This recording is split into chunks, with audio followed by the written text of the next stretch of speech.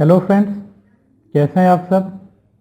आज हम लोग अकाउंटिंग स्टैंडर्ड 16 देखेंगे। इंड AS 23 है। इंटरनेशनल अकाउंटिंग स्टैंडर्ड भी जो है 23 है। बोरोइंग कॉस्ट,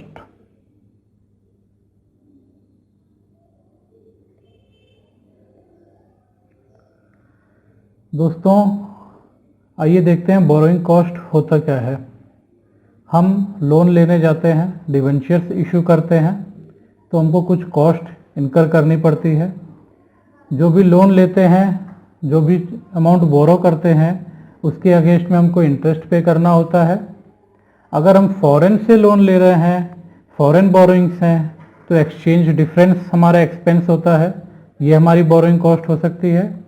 इसके अलावा जो है फाइनेंस अरेंज करने के लिए अगर हमको कुछ एक्सपेंस इनकर करना होता है तो वो भी हमारी बोरोइंग कॉस्ट हो सकती है। आइए देखते हैं क्या क्या है बोरोइंग कॉस्ट।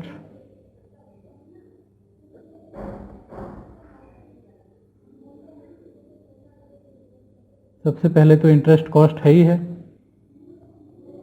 उसके बाद हम अगर डिवेंचर्स इशू करते हैं या फिर नया लोन किसी को देते हैं, तो इशू के टाइम पर जो हमारी जो है डिस्काउंट वगैरह हम दे रहे हैं, वो भी हमारी बोरोइंग कॉस्ट होती है।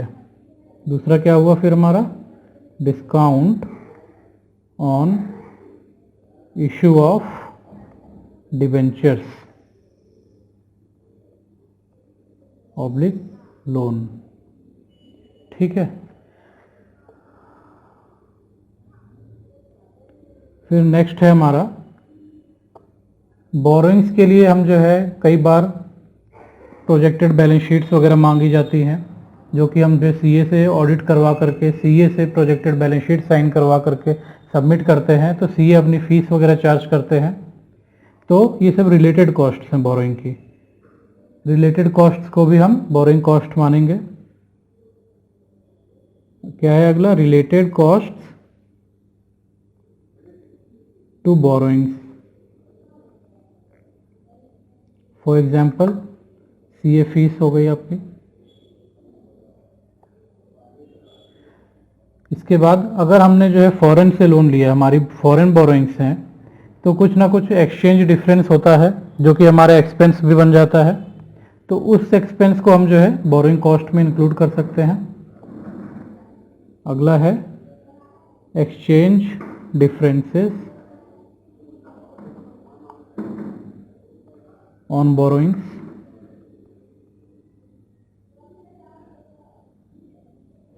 इसके अलावा अगर हमने कोई भी खर्चा किया है फाइनेंस को अरेंज करने के लिए, वो सब बोरोइंग कॉस्ट में जोड़ा जाएगा, बोरोइंग कॉस्ट कहलाएगा। ठीक है। Any other expense directly related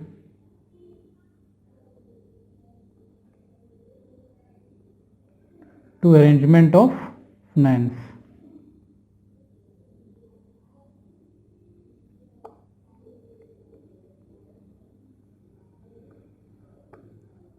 अच्छा, एक चीज बताइए,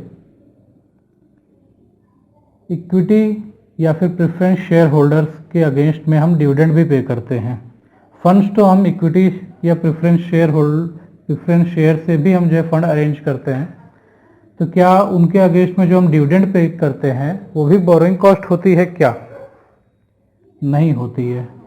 इक्विटी और प्रेफरेंस डिविडेंड को हम बोरोइंग्स ही नहीं ट्रीट करते हैं, तो वो हमारी बोरोइंग कॉस्ट भी नहीं बनेगी। डिविडेंड हमारी बोरोइंग कॉस्ट नहीं बनेगी।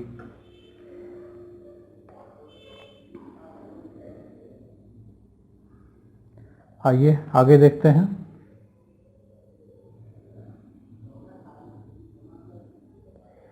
बोरोइंग कॉस्ट का ट्रीटमेंट हम क्या करेंगे। बोरोइंग कॉस्ट को एज ए एक्सपेंस ट्रीट करेंगे, या फिर अगर सपोज करिए हमने जो है किसी पर्टिकुलर एसेट को परचेज करने के लिए बोरोइंग्स की हैं, और जब हम उसको परचेज करने के लिए बोरोइंग्स कर रहे हैं, तो उसके अगेंस्ट में जो भी एक्सपेंस कर रहे हैं उसको हम प्रॉफिट एंड लॉस में शो करें, या फिर सीधे सीधे एसेट्स की कॉस्ट में जोड़ दें। कहने का मतलब ये है, जो भी कॉस्ट इनकर कर रहे हैं हम बोरोइंग्स के लिए, एसेट परचेज करने के लिए, उसको एसेट्स की वैल्यू में जोड़ दें, कैपिटलाइज कर दें, या फिर उसको प्रॉफिट एंड लॉस में बुक कर दें।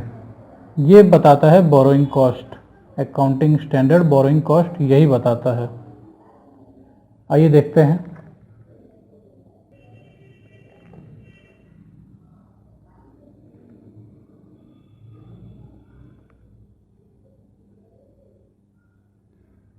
Whenever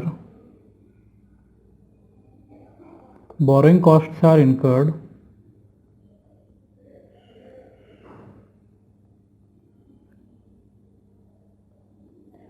for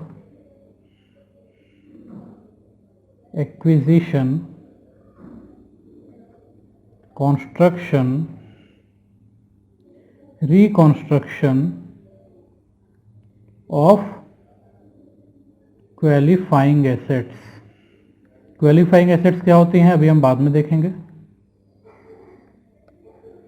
जब भी हम जो है बोरिंग कॉस्ट इनकर करेंगे क्वालिफाइंग एसेट्स को परचेज करने के लिए, एक्वायर करने के लिए, उनके कंस्ट्रक्शन के लिए, रिकंस्ट्रक्शन के लिए, तो then borrowing cost on such assets should be capitalized। यानी कि जब भी हम जो क्वालिफाइंग एसेट्स परचेज करने के लिए कोई बोरोइंग करते हैं तो जो भी बोरोइंग कॉस्ट होती है उसको हम क्या करेंगे, कैपिटलाइज करेंगे। ठीक है। और इसके अलावा जो भी बोरोइंग कॉस्ट बचती है उसको हम क्या करेंगे, प्रॉफिट एंड लॉस में ट्रांसफर करेंगे। Other borrowing cost should be transfer to, कहां ट्रांसफर करेंगे, प्रॉफिट एंड लॉस अकाउंट में। ठीक है। अच्छा, कितना अमाउंट हमको कैपिटलाइज करना है वो हम कैसे कैलकुलेट करेंगे, आइए हम लोग देखते हैं। Whenever borrowing cost is incurred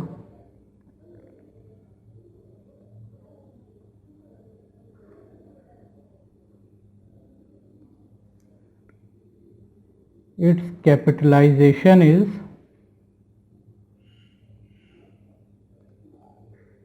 based on following steps।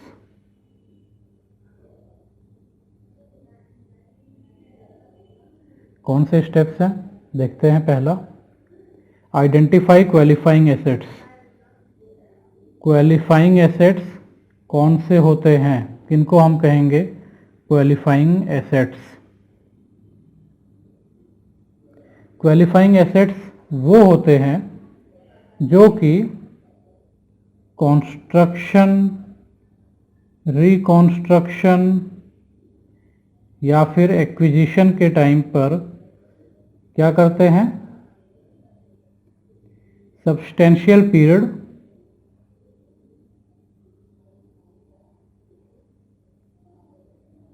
लेते हैं।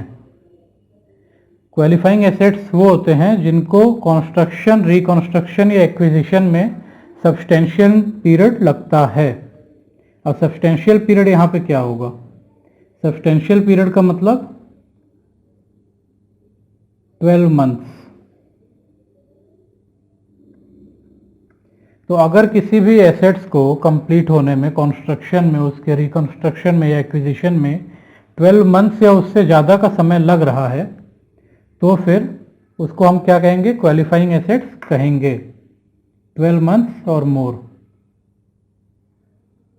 ठीक है। आइए स्टेप 2 देखें।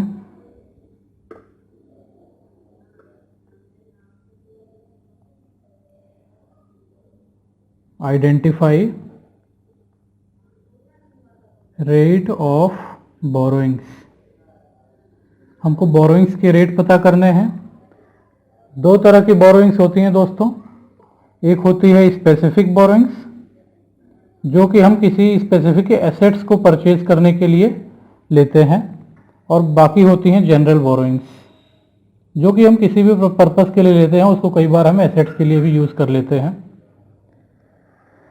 तो सबसे पहले हम लोग देखते हैं जनरल बोरोइंग्स के लिए कैसे हम रेट ऑफ बोरोइंग्स कैलकुलेट करेंगे। General borrowings taken for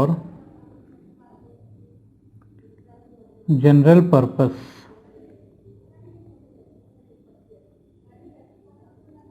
It includes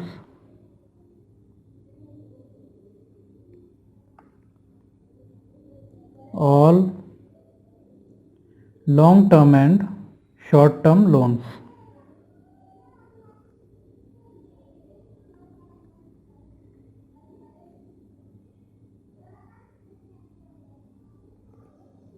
borrowing cost calculate कैसे होगी? General borrowing cost, borrowing cost आप टोटल कर लीजिए।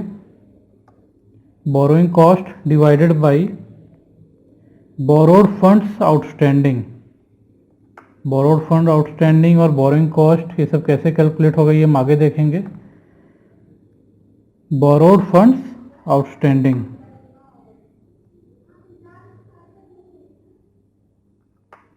मल्टीप्लाइड बाय 100 कर देंगे। Borrowing cost divided by borrowing funds outstanding multiplied by 100। हमेशा हम बोरोइंग फंड्स आउटस्टैंडिंग जो भी होंगे उनका एवरेज लेंगे।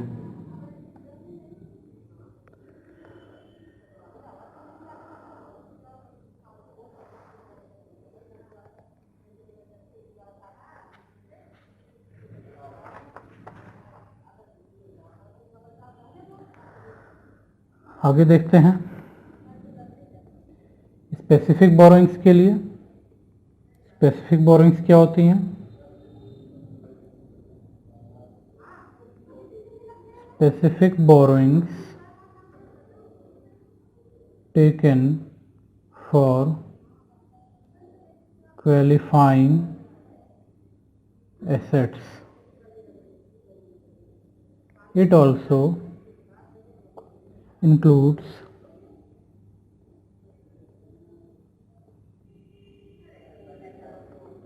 long term and short term loans specifically taken for qualifying assets.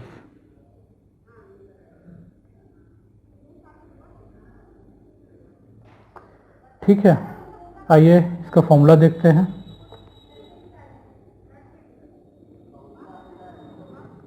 Borrowing cost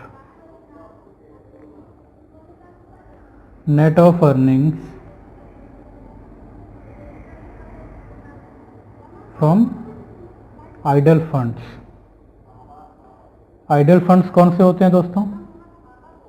जैसे कि हमने फिक्स डिपॉजिट वगैरह कर रखा है, जिनमें कि बहुत ज़्यादा ग्रोथ का चांसेस नहीं होते हैं, एक फिक्स्ड इंटरेस्ट वगैरह मिलता है हमको, तो आइडल फंड्स की नेट ऑफ अर्निंग्स लेते हैं हम लोग, बोरोइंग कॉस्ट से उसको माइनस कर देंगे,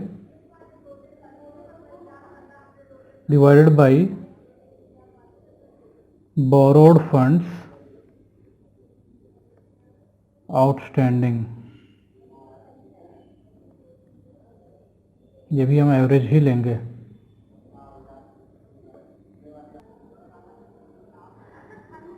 स्टेप 3 है कैलकुलेट एवरेज फंड्स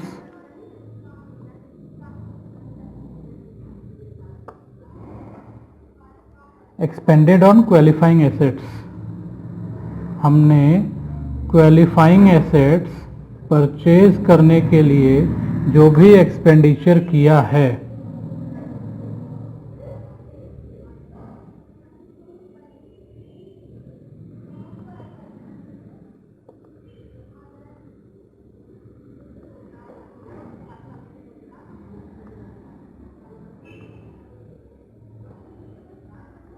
क्या होता है, एवरेज फंड। एक्सपेंडिचर जो भी आपने इनकर किया होगा उसको टाइम पीरियड में कन्वर्ट कर लीजिए। 10 महीने का है तो 10 महीने के लिए, जितने भी पीरियड का है उतने पीरियड के लिए आप उसको ले लीजिए। एक्सपेंडिचर मल्टीप्लाइड बाई पीरियड्स, जो भी पीरियड होगा। एक नोट है इसमें, we assume expenditure as average expenditure if question is silent. अगर क्वेश्चन साइलेंट होगा तो जो भी एक्सपेंडिचर दिया है उसको हम एवरेज एक्सपेंडिचर एज्यूम कर लेंगे।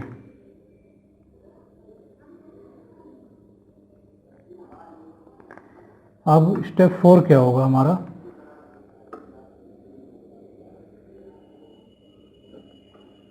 कैपिटलाइजेशन अमाउंट कैलकुलेट करना।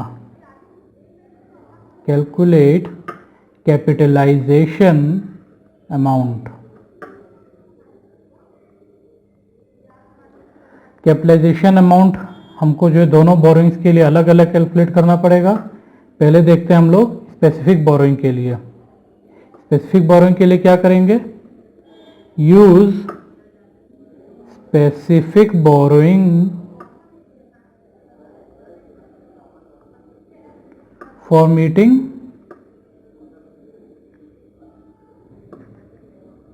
Average expenditure on specific qualified asset. जो भी स्पेसिफिक क्वालिफाइड एसेट्स के लिए स्पेसिफिक बोरोइंग्स ली गई हैं उसके ऊपर जो भी एक्सपेंस करने के लिए होगा वो हम स्पेसिफिक बोरोइंग से करेंगे। अमाउंट क्या होगा कैपिटलाइजेशन का,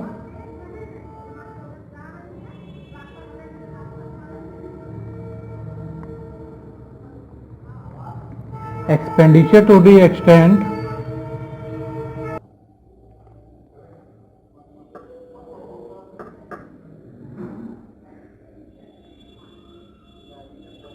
expenditure to the extent to specific borrowings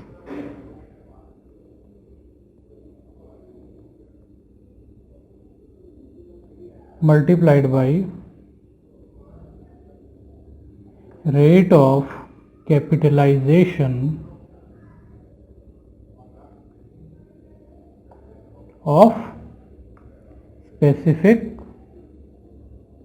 borrowings।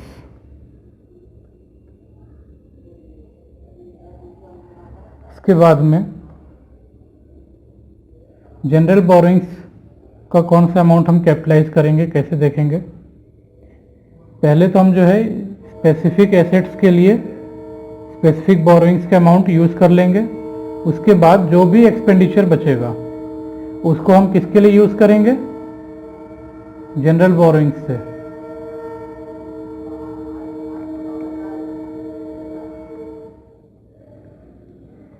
The general borrowing, हम क्या करेंगे, जनरल बोरोइंग को जो भी बैलेंस एक्सपेंडिचर है उसको मीट करने के लिए मान लेंगे। The general borrowing for meeting balance expenditure.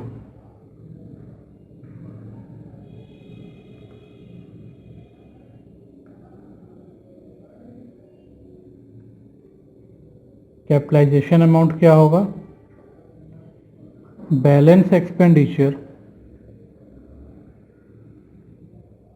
multiplied by rate of capitalization for general borrowings।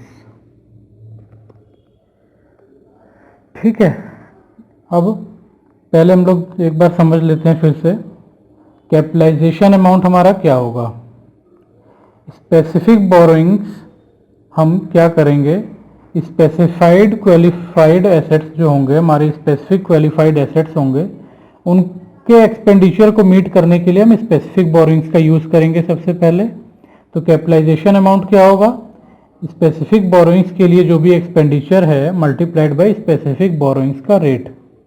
इसके बाद में जो भी एक्सपेंडिचर हमारा बचेगा उसको हम जनरल बोरोइंग्स के रेट से मल्टीप्लाई कर देंगे, तो जनरल बोरोइंग्स का हमारा कैपिटलाइजेशन का अमाउंट आ जाएगा। अच्छा, एक चीज़ हमको यहाँ पे ये ध्यान देने वाली है कि जितना भी हमारा कैपिटलाइजेशन का अमाउंट होगा जनरल बोरोइंग का प्लस स्पेसिफिक बोरोइंग का, वो टोटल हमारी बोरोइंग कॉस्ट जो इनकर की गई है हमने, उससे तो एक्सीड हो ही नहीं सकता है, तो उससे वो एक्सीड नहीं करना है। ये चीज़ हमको ध्यान देनी है। तो एक नोट लिख लीजिएगा आप लोग, actual amount capitalised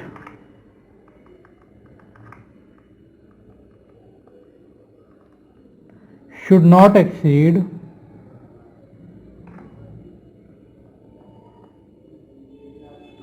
borrowing cost incurred।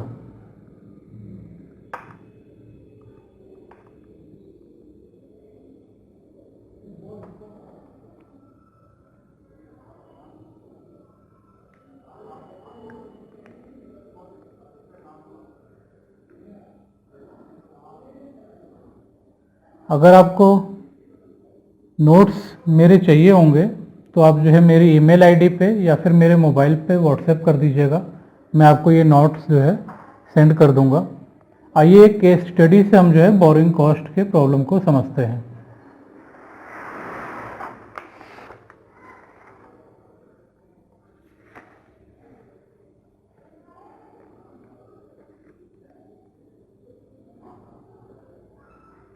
एक जो है ड्राफ्ट प्रॉफिट एंड लॉस लिया है और एक ड्राफ्ट बैलेंस शीट है जिसमें से केवल हम लोगों ने रिलेवेंट आइटम्स ले रखे हैं।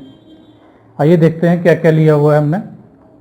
प्रॉफिट एंड लॉस में हमको मिला है इंटरेस्ट ऑन लोन, ये हमने 86,333 रुपये लिया है। डिस्काउंट ऑन डिवेंचर्स हमने एक्सपेंड किया है 10,000 रुपये। Expense for submitting reports for loans, मैंने आपको बताया था प्रोजेक्टेड बैलेंस शीट्स वगैरह, प्रोजेक्शन स्टेटमेंट्स वगैरह मांगे जाते हैं लोन देने के लिए, तो उसको सबमिट करने के जो एक्सपेंस हैं वो 10,000 रुपये हैं। इसमें कहा गया इक्वल फॉर 6% एंड 7% लोन, यानी कि जो भी 6% या 7% का लोन होगा उसके लिए बराबर बराबर फिगर है। राइट साइड में आप देखिए इनकम फ्रॉम फिक्स्ड डिपॉजिट है 4,000 rupees, 4,000 rupees income from fixed deposit. ये आइडल फंड्स होते हैं, इसको हम आइडल फंड्स मानेंगे। आइए बैलेंस शीट में देखें क्या क्या दिया हुआ है हमको। Bank loan 6% for machine, machine के लिए लिया गया, यानी कि स्पेसिफिक बोरोइंग्स हैं, ये स्पेसिफिक लोन है। ये लिया गया है 1 जुलाई 2018 को। कितना अमाउंट है? 2 लाख रुपए। 7% डिवेंचर्स जनरल पर्पस के लिए हैं, 1 अगस्त 2018 को लिए गए हैं 5 लाख रुपए के। इसके बाद 9% का बैंक लोन है, ये भी जनरल पर्पस से है, इसमें कोई डेट गिवन नहीं है। हम ये एज्यूम करेंगे कि इसको हम पहले से ही चला रहे हैं, ये फाइनेंशियल ईयर के पहले से ही लिया गया है। राइट साइड में देखते हैं कंस्ट्रक्शन ऑफ मशीन पे जो है एक्सपेंडिचर किया गया है 4 लाख रुपए का। कंस्ट्रक्शन ऑफ बिल्डिंग पर एक्सपेंडिचर किया गया है 3 लाख रुपए का। और discount on issue of debentures है 40,000 रुपये। आइए आगे देखते हैं, कुछ एडिशनल इंफॉर्मेशन दी हुई हैं। Income from fixed deposit was due to placement of idle funds from 6% bank loan. Income from fixed deposit idle funds से मिला है, तो इसको हम रिड्यूस करेंगे। नेट ऑफ आइडल फंड्स हम लोग लेते हैं जब स्पेसिफिक बोरोइंग्स के लिए कैपिटलाइज करेंगे। अगला है total discount on debentures was ₹50,000, 1/5 return of during the year. Total जो है डिस्काउंट 50,000 रुपये था डिवेंचर्स पर, 1/5 रिटर्न हुआ है, यानी कि 10,000 रुपये, जो कि जो है प्रॉफिट एंड लॉस में लिया गया है। और बाकी जो बचा है 40,000 रुपये वो हमारी बैलेंस शीट में है। इसके अलावा ये एज्यूम करने के लिए कह रहा है कि जो भी एक्सपेंडिचर दिया हुआ है वो भी एवरेज एक्सपेंडिचर है, ये एज्यूम कर लीजिए आप। तो आइए इस केस स्टडी को हम लोग जो है सॉल्व करते हैं।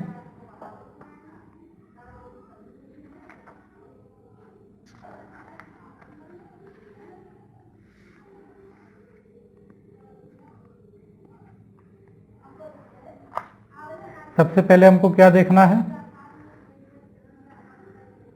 हमको स्टेप 1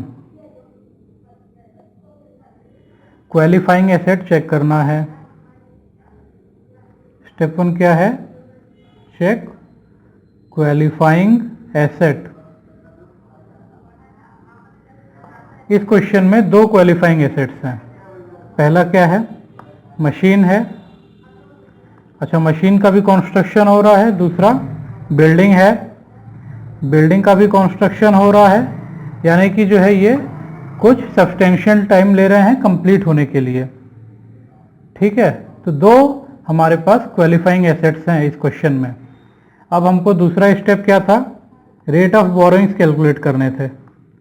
रेट ऑफ बोरोइंग्स, सबसे पहले हम लोग स्पेसिफिक बोरोइंग के लिए देख लेते हैं।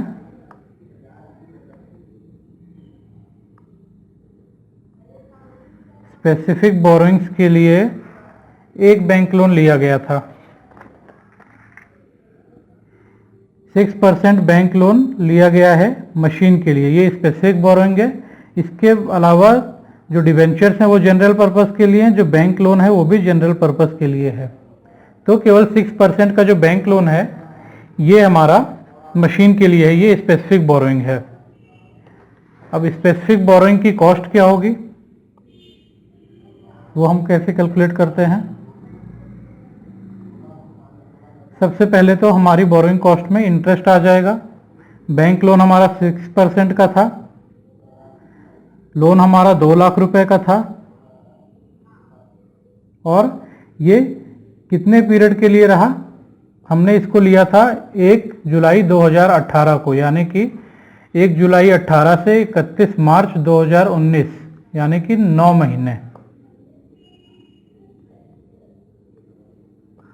इसको आप कैलकुलेट करेंगे तो 9,000 रुपये आएगा। इसमें रिलेटेड एक्सपेंसेस हमको ऐड करने हैं। रिलेटेड एक्सपेंसेस हमको दिए हुए थे क्वेश्चन में, प्रॉफिट एंड लॉस में 10,000 रुपये for submitting reports, equal for 6% and 7% loan, दोनों के लिए बराबर बराबर है। तो हमारा ये 6% लोन के लिए इक्वल है, कितना हो जाएगा, 5,000 रुपीज।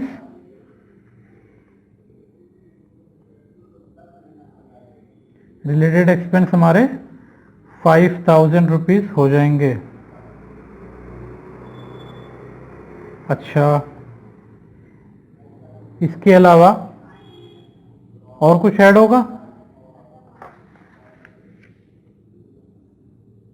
इंटरेस्ट का पोर्शन हमने अपना ले लिया। डिस्काउंट ऑन डिबेंचर्स, डिबेंचर्स जो है जनरल पर्पस के लिए थे, उससे कोई हमको मतलब नहीं है, इसका 50% हमने ले लिया।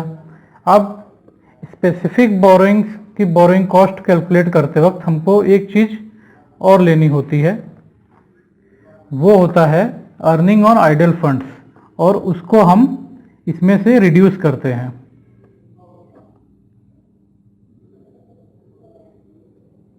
Minus earning from idle funds.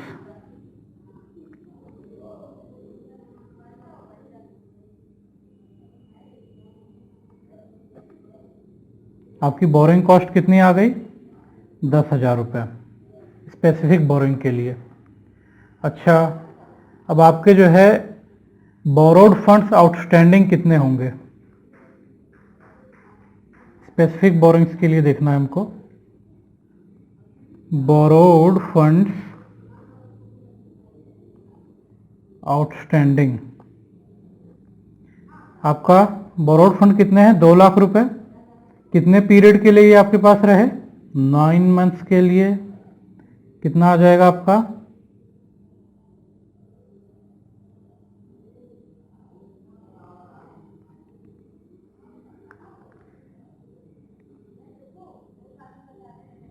2,00,000 into 9/12, 1,50,000।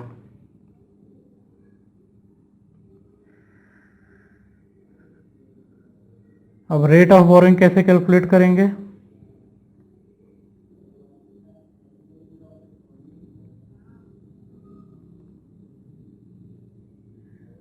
Borrowing cost divided by borrowed funds outstanding. Borrowing cost हमारी कितनी आई है? 10,000 रुपये। बोरोड फंड्स आउटस्टैंडिंग कितने हैं? 1,50,000 मल्टीप्लाइड बाई 100। तो हमारा रेट आ जाएगा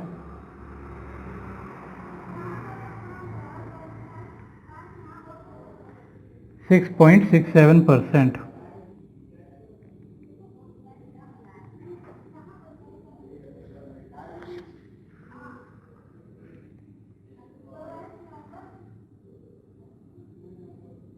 सबसे पहले हमने क्वालिफाइंग एसेट्स चेक करी, 2 हैं, मशीन, बिल्डिंग।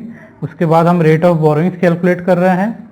उसमें सबसे पहले स्पेसिफिक बोरोइंग्स के लिए कैलकुलेट कर रहे हैं बोरोइंग कॉस्ट। ये इंटरेस्ट का पोर्शन आ गया। रिलेटेड एक्सपेंसेस 50% लेने थे, हाफ लेने थे। इसमें से आइडल फंड्स की अर्निंग को हमने रिड्यूस कर दिया, हमारी बोरोइंग कॉस्ट आ गई। बोरोइंग फंड्स आउटस्टैंडिंग हमने कैलकुलेट कर लिया। Rate of borrowing cost divide by borrowing funds outstanding, average हमको लेने होते हैं 6.67%। ये स्पेसिफिक बोरोइंग्स का हमको रेट मिल गया। अब हम आते हैं जनरल बोरोइंग्स के रेट देखने के लिए। जनरल बोरोइंग्स के लिए कैसे कैलकुलेट होगा?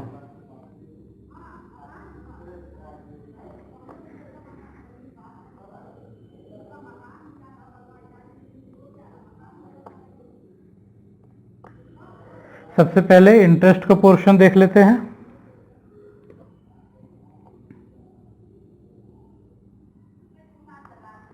इंटरेस्ट है, एक तो आपका 7% है। 7% और 5 लाख ये लिया गया है 1 अगस्त 2018 को, यानी कि 8 महीने के लिए आपके पास रहेगा। ये आपका आता है 23,333.33, इग्नोर कर देते हैं। इसके बाद इंटरेस्ट है हमारे पास 9%, ये 6 लाख रुपए का है और ये साल भर के लिए है। ये हमारे पास आता है 54,000 रुपये। अब इसमें रिलेटेड एक्सपेंसेस 7% वाले हम इंक्लूड कर लेंगे। कितने थे? 5,000, 50% हमको लेना था, plus discount on issue of debentures.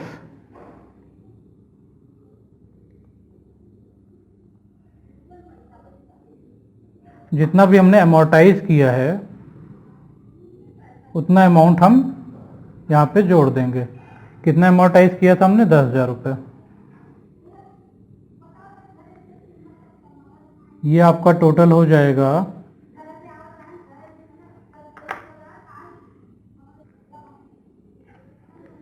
92,333। ये हमारी बोरोइंग कॉस्ट आ गई। अब हमको एवरेज बोरोड फंड्स निकालने हैं।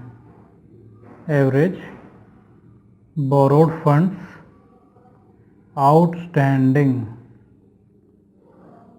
ये कैसे कैलकुलेट होंगे? 5 लाख रुपए का जो 7% वाला लोन था, ये हमने 8 महीने के लिए रखा, और दूसरा 6 लाख ये हमारा साल भर के लिए था। तो 5 लाख का 8/12,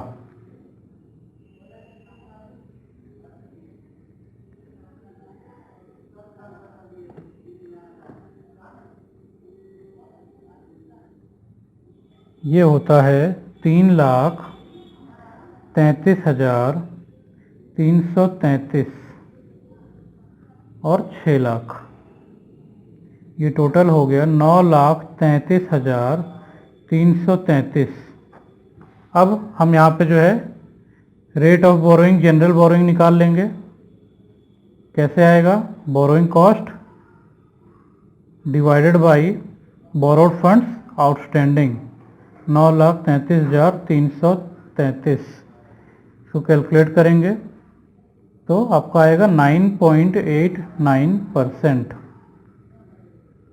हमने रेट्स कैलकुलेट कर लिए। अब हमको कैपिटलाइजेशन अमाउंट कैलकुलेट करना है। वो कैसे कैलकुलेट होगा?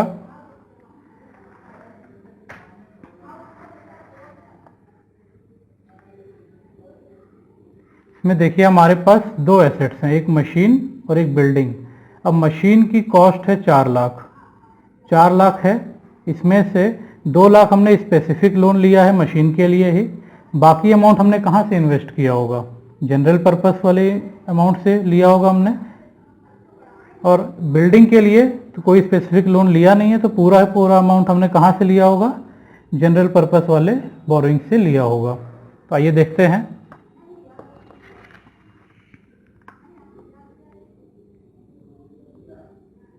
Capitalisation amount. सबसे पहले मशीन का देखते हैं। मशीन के लिए 2 पार्ट कर लेते हैं। 2 लाख रुपए स्पेसिफिक बोरोइंग के थे और बाकी बचे 2 लाख जनरल बोरोइंग के थे। कैपिटलाइजेशन अमाउंट कैलकुलेट कर लेते हैं।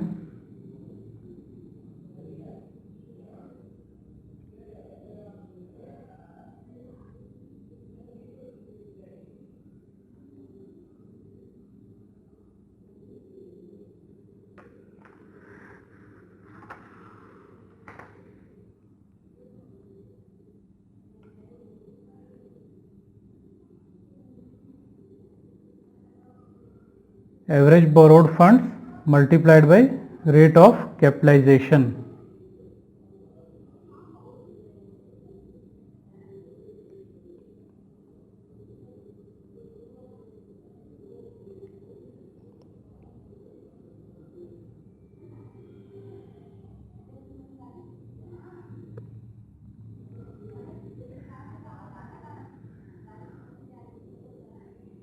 ये आपका आ जाएगा 1,005, 10,005। ये आपका आ जाएगा 19,780 रुपये। इसमें आप देख रहे हैं स्पेसिफिक बोरोइंग्स को हमने एवरेज किया है और जनरल बोरोइंग को हमने एवरेज नहीं किया है। जनरल बोरोइंग्स के लिए जो भी हमने कैलकुलेशन की है उसमें हम ये एज्यूम करते हैं कि जो है जनरल बोरोइंग जो है होल ईयर के लिए, ये जो रेट आया है ये होल ईयर के लिए है। स्पेसिफिक बोरोइंग्स केवल एक ही बोरोइंग है, इसमें 2 बोरोइंग्स इंक्लूडेड हैं, इसलिए इसको हम एवरेज करते हैं। आगे बिल्डिंग के लिए हम देखते हैं।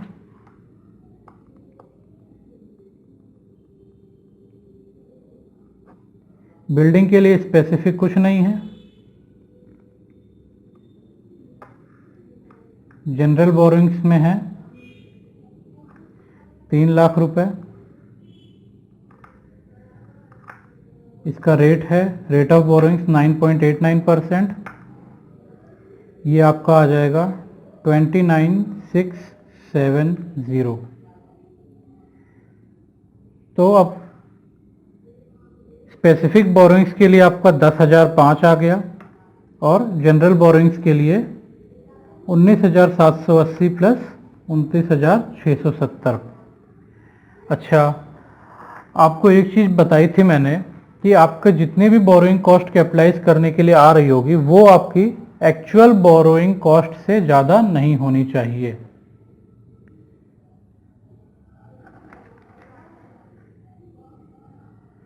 चलिए देखते हैं।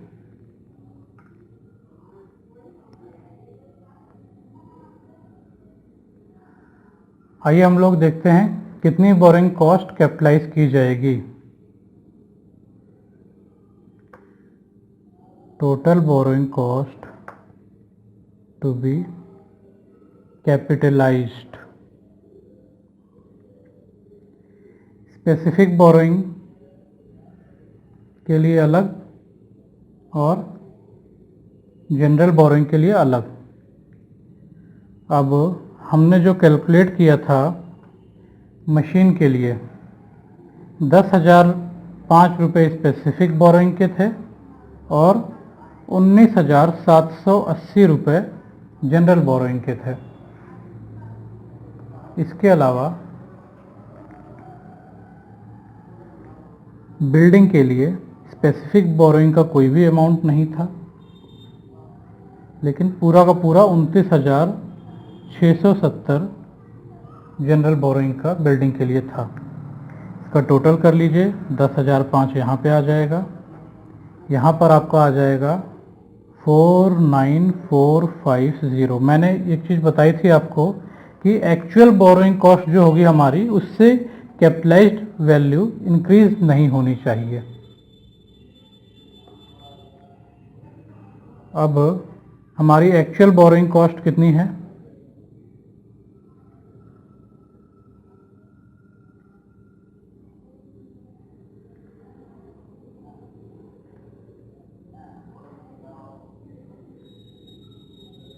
स्पेसिफिक बोरोइंग के लिए 10,000 थी और जनरल बोरोइंग के लिए थी 92,333। हम लोन कैलकुलेट किया था पहले। कितना अलाउड होगा कैपिटलाइजेशन?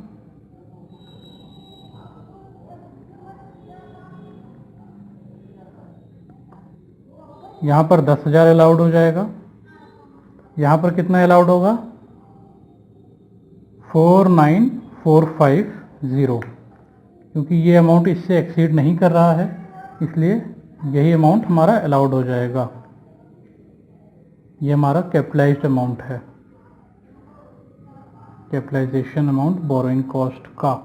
इसको हम किस में जोड़ेंगे? जाकर के एसेट्स की कॉस्ट में जोड़ेंगे। ठीक है।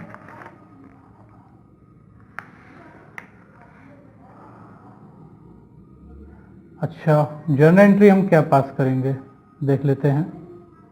मशीन की अमाउंट कितने से बढ़ेगी? 10,000 से और 19,780 से।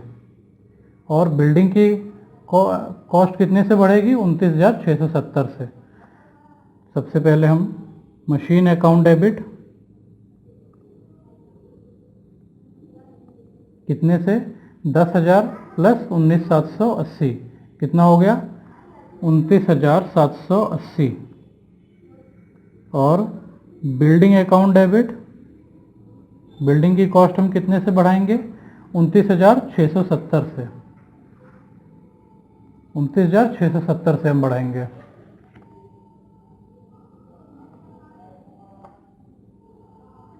टू बोरोइंग कॉस्ट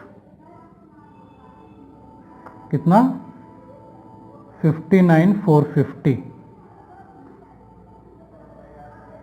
अच्छा, इसमें हमको डिस्क्लोजर क्या देना होता है?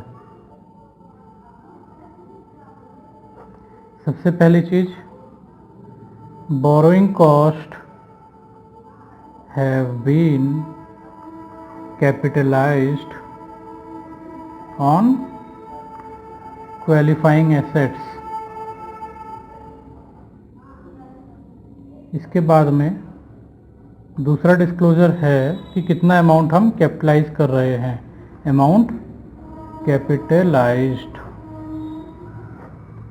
मशीन के लिए कितना, बिल्डिंग के लिए कितना? 29,780 मशीन के लिए और 29,670 ये बिल्डिंग के लिए। अच्छा, इसके बाद कुछ पॉइंट्स और हैं जो कि इम्पोर्टेंट हैं आपके लिए, उसको भी आप देख लीजिए। जैसे कि कुछ एसेट्स हैं जिनको हम जो है क्वालिफाइंग एसेट्स नहीं मानते हैं, सीधे सीधे नहीं मानते हैं।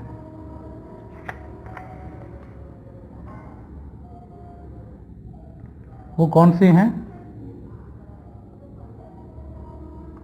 Assets are not qualifying assets. इन एसेट्स को हम कभी भी क्वालिफाइंग एसेट्स नहीं मानते हैं। कौन कौन सी? पहली इन्वेस्टमेंट्स,